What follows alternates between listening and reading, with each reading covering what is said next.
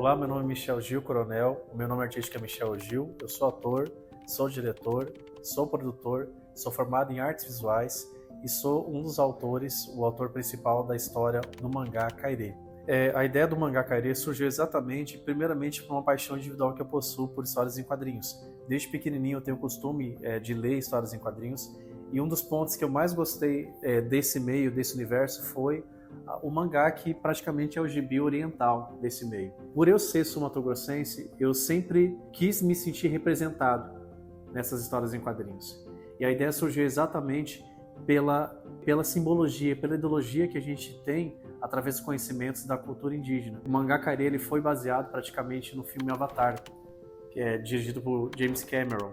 Um dos pontos que eu acho que foi uma base para eu criar a história foi através da ideia da sustentabilidade que é utilizada, né, nesse filme. E automaticamente o James Cameron, o diretor desse filme, que ganhou vários Oscars, ele se baseou nas tribos indígenas brasileiras para criar o roteiro principal. E assim também surgiu a ideia do mangá Kairê, onde conta a história de um menino que ele mora no universo praticamente onde as pessoas existem o sentido da defesa voltado para a palavra Tekorá, que praticamente é você defender o espaço no qual você vive, o universo que você vive.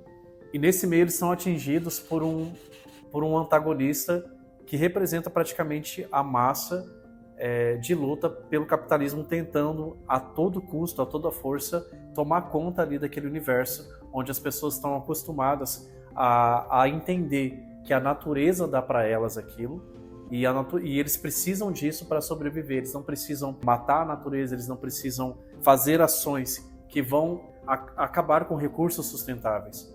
Então, portanto, existe sim por trás da história do mangá Kairê uma mensagem de sustentabilidade, entendendo que hoje, nesse sentido, a cultura de sustentabilidade é mais voltada para o povo indígena. E de repente esse menino, chamado de Mitan, que na língua indígena significa criança, pensando exatamente no biotipo e até perfil de identidade de uma pessoa que é inocente, que é pura.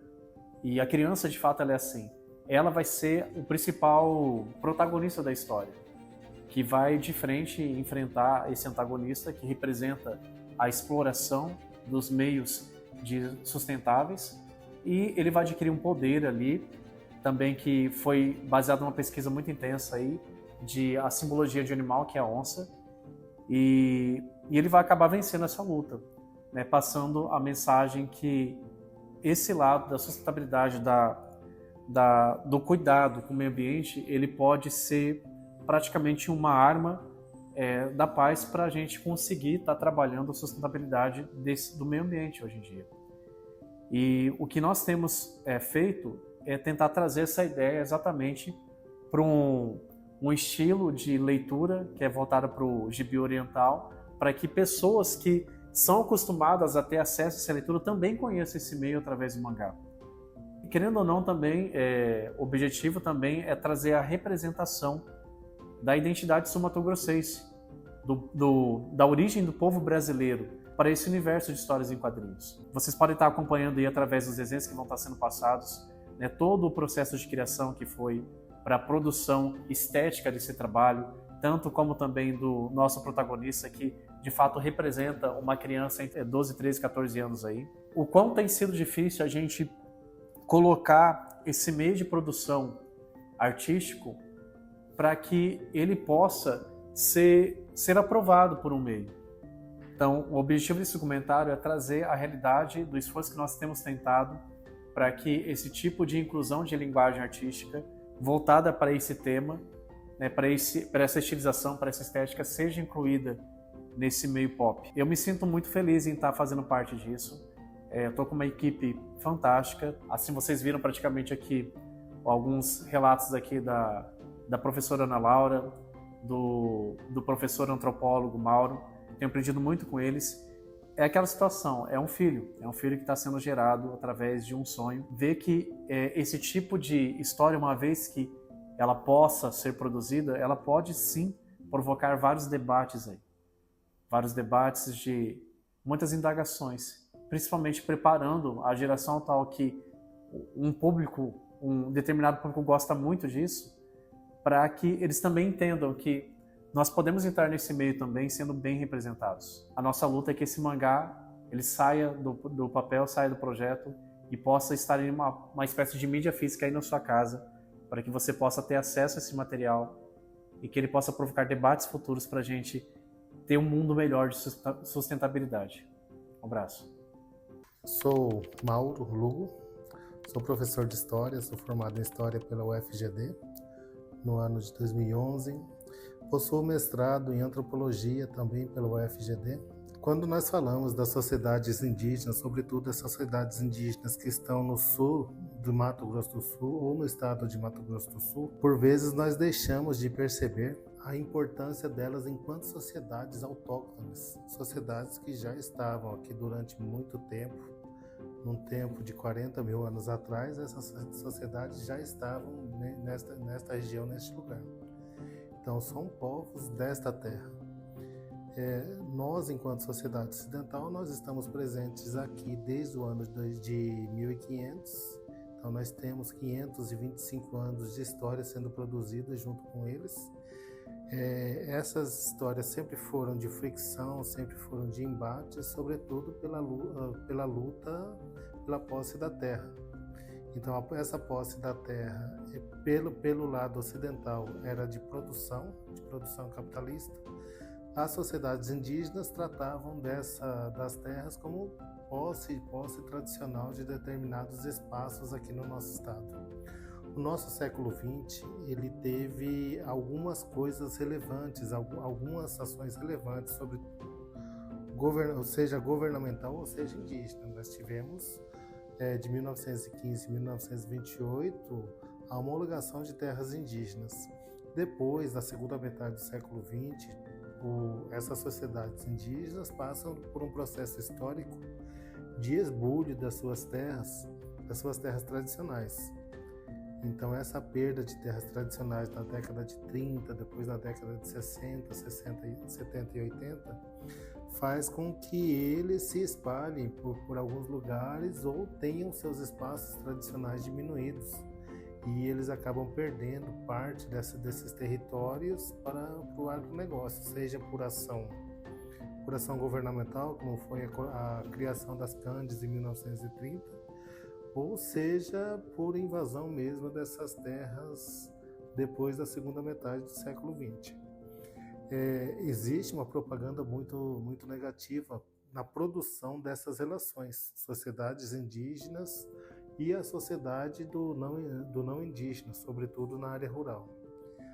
O grande objetivo do mangá Kairê é trazer essa percepção, não só de nós enquanto sociedade ocidental, mas das sociedades indígenas em relação a este contato, em relação a tudo que foi produzido, em relação no que concerne essas sociedades indígena e não indígena, e como essa fricção produz essas fagulhas trazidas dentro das propagandas, dentro da mídia informativa, que por vezes traz um olhar pejorativo em relação a essas sociedades. Tá? Dentro do Mato Grosso do Sul, nós temos, trazendo para vocês as sociedades indígenas que aqui estão, os Guarani, os Kaiowá, os Terena, Cadioel, os Guató, os Quiniquinau, os Aticum, e os Ofaié. São 8 sociedades indígenas que estão aqui, que são mundos diferentes, são universos diferentes, certo? E nós conhecemos muito pouco dessas sociedades. O que nós precisamos entender que nós precisamos fazer valer algumas coisas asseguradas pela Constituição de 88 e a Lei 10.639 de 2003, que trata e versa sobre o ensino da cultura afro-africana e indígena dentro das escolas. Então, nós trazemos uma alternativa de um olhar de um olhar indígena, antropológico, cultural, para um prisma que nós temos, que seria esse embate, essa luta pela preservação do espaço tradicional, do Tecorá, desse local onde eles se produzem, se reproduzem física, culturalmente, talvez até economicamente, e como eles produzem essas relações com os de fora. Como quem está fora percebe isso, e a ideia é quebrar paradigmas, desconstruir dogmas também, sobre como a nossa sociedade percebe os povos indígenas que aqui estão, tá? Que por vezes pode ser de preconceito, de um olhar xenofóbico, de racismo. Então a ideia é desconstruir, a desconstrução desses estereótipos a partir do conhecimento profundo do que seriam essas sociedades, de como elas veem o mundo, de como elas veem a posse da terra, de como elas lidam com a natureza e como nós, enquanto sociedade, lidamos com essa mesma natureza. Então, partindo disso, nós temos a necessidade de produzir respeito, que que seria primordial para nós vivermos enquanto sociedades que nós, por vezes, consideramos diferentes. E garantir que alguns direitos deles, que estão assegurados por diversas leis e até pela Constituição Federal, sejam respeitadas. Não só pelos governos, e sim também pelas sociedades. Então tem alguns conceitos que nós buscamos trazer para este mangá, e algumas palavras que são efetivamente em Guarani. Por exemplo, o nome do mangá é Mangá Kairé. Ele é uma variação de Okai Aqué, aquele que se queimou, aquele que sofreu um grande dano e ainda assim existe. Aí essa variação o trouxe para o Kairé, que é o nome do nosso mangá.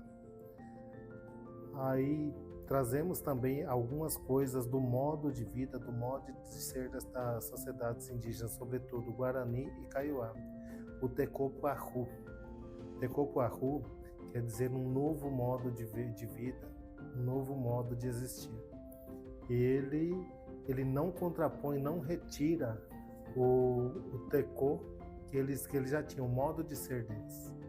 Eles só estão se relacionando com os de fora, e isso provoca alterações no seu modo de vida social. Então, o Tecopuahu seria um novo modo de vida que é produzido através dessas relações sociais. A outra palavra que eu queria destacar aqui, que é o nome de um dos nossos personagens, é o Quarahu. Quarahu quer dizer sol em Guarani. Então, ela tem uma simbologia de estar presente todo dia e de ter uma força que faz com que todos os dias nós possamos ter um novo recomeço.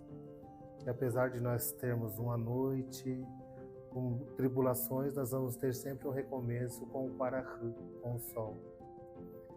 Aí nós temos a simbologia da criança, do Mitã.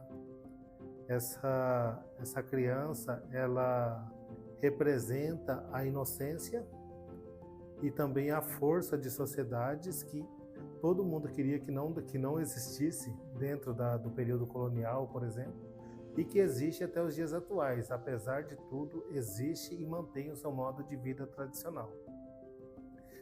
A outra palavra que é muito forte é o Tendotá. O Tendotá, ele também é uma variante da palavra Tenondetá, ou aquele que vai à frente, aquele que é a liderança.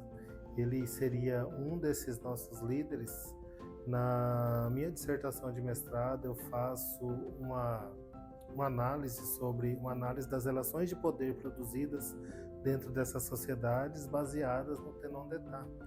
Este que é uma liderança provisória, que ela jamais vai ser uma liderança vitalícia, porque a partir do momento que essa liderança se sentir vital e vitalício, ela deixa de existir e vem outro Tenondetá.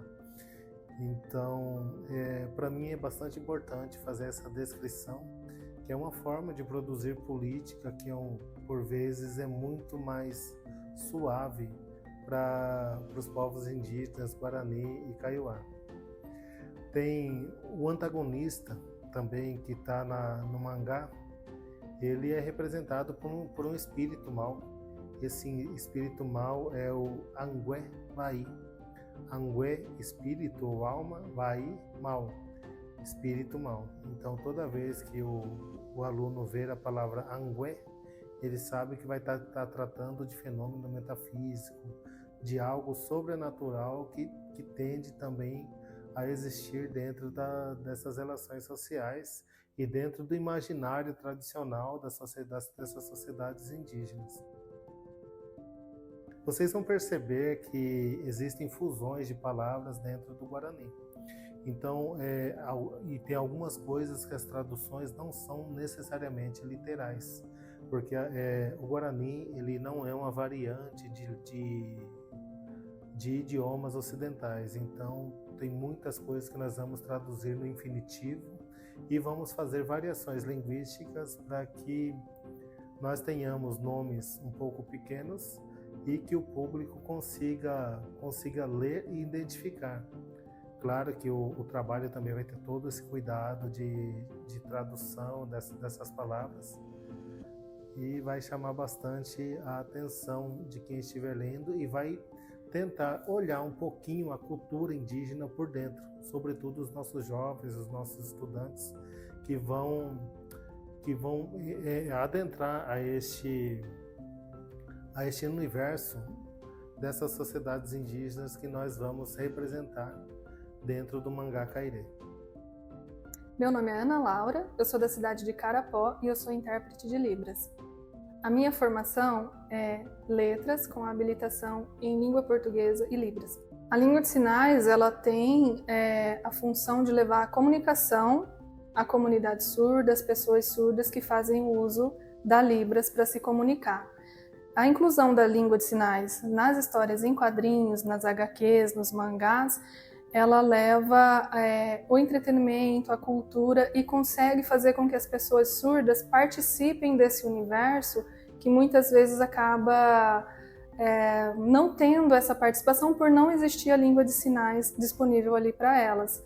Então, a inclusão da língua de sinais em qualquer aspecto da sociedade, seja na educação, na saúde, na segurança e na cultura e no entretenimento, é muito importante para garantir a inclusão das pessoas surdas.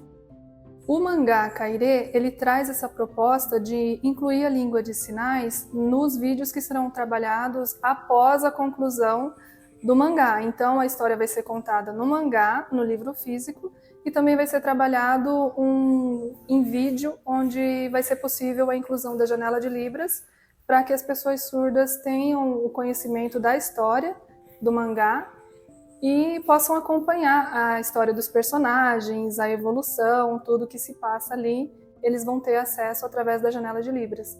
No Brasil, hoje, existem mais de 10 milhões de pessoas que possuem algum nível de deficiência auditiva.